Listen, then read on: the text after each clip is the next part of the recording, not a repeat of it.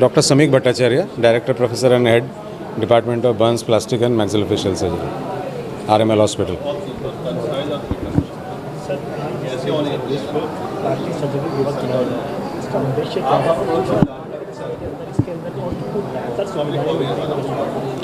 हमने plastic surgery day में इसीलिए ये प्लास्टिक से ठीक है, हमने जैसे पिछली बार प्लास्टिक सर्जरी डे मनाया था कि हमने शुश्रुत के बारे में बताया था, जो हमारा सर्जिकल ऐतिह्य है, शल्य चिकित्सा का ऐतिह्य है, उसको दिखाया था। इस बार हमने सोचा थोड़ा अलग कुछ करेंगे। तो इस बार हमने सोचा कि जैसे महात्मा गांधी कहते थे, आप कोई भी निर्णय लेते हैं सामाजिक लाइफ कार्य में, जो सबसे वीक और सबसे जो लाचार इंसान होता है उसको अगर बेनिफिट होता है तो आपका निर्णय सही है। तो इसीलिए हमने जो हमारा कर्मभूमि है, ऑपरेशन थिएटर है, वहाँ पे हमने श्रमदान देने का निर्णय लिया। तो इससे क्या हुआ कि जो लोग ऑपरेशन जिनका कैंसिल हो गया है, बहुत दिन से वेट कर रहे हैं, इनको बहुत ज़रूरी है एक ऑपरेशन का, हमने उनको चुन के ऐसे भी 20-25 ऑपरेशन लोगों को चुना और उनको हमने रखा इसके लिए।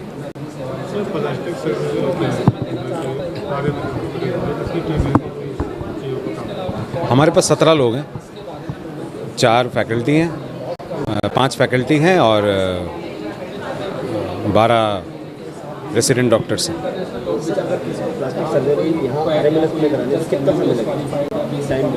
वो डिपेंड करता है, हम तो बोले ना, जो ऑपरेशन करने का जो निर्णय है वो डिपेंड करता है उसको ऑपरेशन की आवश्यकता कितनी है।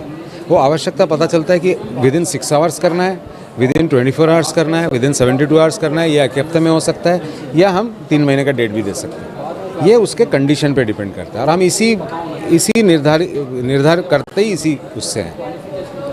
अब आपको मैं एग्जांपल देता हूँ, किसी की उंगली से कट गया, 6 घंटे में नहीं जोड़ोगे, जुड़ेगा नहीं, हो गया। किसी को फेस पे चोट लगा है, 24 घंटे के बाद इतना सूजन बढ़ जाएगा कि आप ऑपरेट कर नहीं पाओगे, तो 24 घंटे में करना ही है ना। अब जैसे कोई जल गया है, जल जाने से 3 दिन के अंदर हमें उसका स्किन निकाल के नया स्किन लगाना है, अगर करना है तो। अदरवाइज पट्टी से भी होता है, अगर ऑपरेट करना है तो 3 दिन के अंदर। तो ये ना साइंस में हमारे सारे ना निर्धारित है ड्यूरेशन, हम उसी से करते हैं। और जो कॉस्मेटिक सर्जरी और जो है वो फर्स्ट कम फर्स्ट सर्विस, जिसमें कोई अर्जेंसी नहीं है, उसको हम जब जो आएगा तब करेंगे। इसका उद्देश्य यही था कि मरीज़ों में जो आम पब्लिक में जो भ्रांतियां हैं प्लास्टिक सर्जरी को लेके, वो भ्रांतियां आप लोगों के माध्यम से हम लोग दूर कर सकें, यही उद्देश्य था। जैसे डॉक्टर मुकेश ने बोला था कि ये एक सोच पे निर्धारित है। सोच क्या है कि कहीं पे भी कुछ है या कोई डिफेक्ट है, उसको भरपाई। इन्होंने डे मनाया है तो इसमें इन्होंने मैराथन से मनाया है। एक इन्होंने टाटा लगा दिया केसेस का, तो 24 ऑपरेशंस किए 24 घंटे में, तो 24 मरीज़ों को फ़ायदा हुआ है।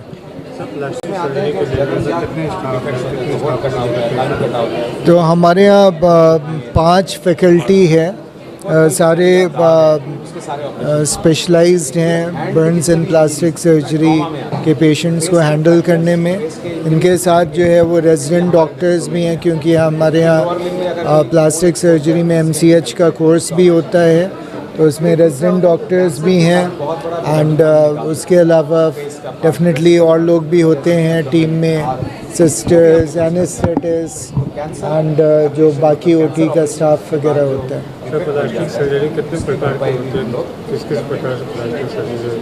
तो ये जो है अगेन प्लास्टिक सर्जन आपको बताएगा डिटेल में कि बहुत किस्म के ऑपरेशंस होते हैं प्लास्टिक सर्जरी में। कॉस्मेटिक सर्जरी से लेके कॉम्प्लिकेटेड सर्जरीज, जैसे पेशेंट्स को कैंसर हो जाता है, कैंसर को ठीक करने के लिए काफ़ी बड़ी सर्जरी करनी होती है, एंड फिर उससे जो डिफेक्ट होता है उस डिफेक्ट को ठीक करने के लिए प्लास्टिक सर्जरी की आवश्यकता की ज़रूरत पड़ती है। मैं डॉक्टर मुकेश शर्मा मेरा नाम है, मैं प्रोफेसर हूँ प्लास्टिक सर्जरी विभाग में RML हॉस्पिटल में, और पिछले 8 वर्षों से मैं यहाँ अपनी सेवाएं दे रहा हूँ। प्लास्टिक सर्जरी आम पब्लिक सर, वो किस तरह से उनके पास जाए जिससे पता चले कि हमारी प्लास्टिक सर्जरी सही है? जैसे हम अलग अलग मीडिया एक माध्यम है, उसके अलावा हम अलग अलग तरीके से लोगों को बताने की कोशिश करते हैं कि प्लास्टिक सर्जरी एक्चुअली में है क्या।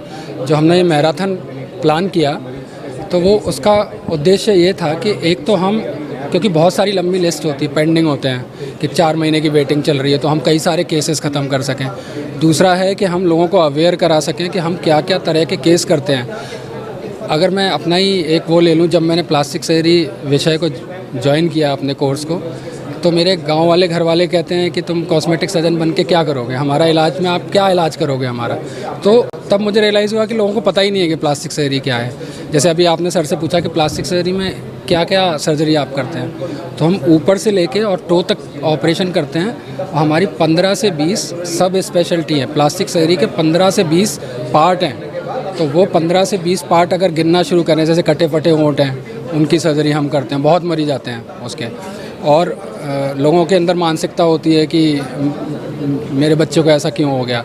फिर जो भी कैंसर के मरीज़ हैं, कैंसर का हम, जैसे किसी का ब्रेस्ट निकाल दिया या किसी का कोई जबड़ा निकाल दिया, हड्डी नहीं है, तो हम उसको दोबारा से बना देते हैं। किसी बच्चे का कान नहीं है, वो स्कूल नहीं जाना चाहता, बुली कर रहे हैं उसको लोग, वो कर दिया। उसके बाद ट्रॉमा में और इमरजेंसी में बहुत बड़ा रोल है प्लास्टिक सर्जरी का। जैसे कि लेग में ट्रॉमा आया, तो जैसे सर हड्डी ऑर्थोपेडिशियन है, तो हड्डी तो जुड़ गई, हड्डी के ऊपर मांस का क्या करना है, मांस लगाना है हड्डी के ऊपर, तो वो सारे काम हम लोग करते हैं। इसके अलावा माइक्रो सर्जरी एक बहुत मेजर एडवांसमेंट है, रीसेंट एडवांसमेंट, और हमारा डिपार्टमेंट बहुत सारी माइक्रो सर्जरी कर रहा है जो कि बहुत एडवांस्ड है। बहुत अच्छा माइक्रोस्कोप है हम लोगों के पास, जिसमें कि हम छोटी छोटी नसें, नर्व्स, ये सारी जोड़ते हैं। ब्रेकियल प्लेक्सस इंजरी जैसे झा सर ने बताया था कि कहीं और नहीं होती है, हम यहाँ पर करते हैं। तो विभाग बहुत विकसित हो रहा है और हम ज़्यादा से ज़्यादा लोगों को सेवाएं देने का कोशिश कर रहे हैं, और ये हमारा उद्देश्य है। सर गवर्नमेंट हॉस्पिटल है, ज़्यादा से ज़्यादा लोगों को हम सेवा दे सके तो हमारा जीवन का उद्देश्य वो सफल होगा। सर प्लास्टिक सर्जरी में सबसे मुश्किल कौन सी सर्जरी? हाँ, जैसे मैं बोलता हूँ माइक्रो सर्जरी जो है, माइक्रो सर्जरी जिसमें कि छोटी छोटी नसों को हम माइक्रोस्कोप में देख के, जो 1 mm की नस है उसको जोड़ना है, तो हम 10 गुना मैग्नीफिकेशन में देख के तो टाँका लगाते, तो वो बहुत ज़्यादा स्किल्ड होती है, बहुत लर्निंग कर्व होता है, और वो कभी कभी 12 से 16 घंटे भी चल जाती है। तो माइक्रो सर्जरी एक सबसे लंबी और मुश्किल सर्जरी होती है जो कि हम यहाँ पे कर रहे हैं RML।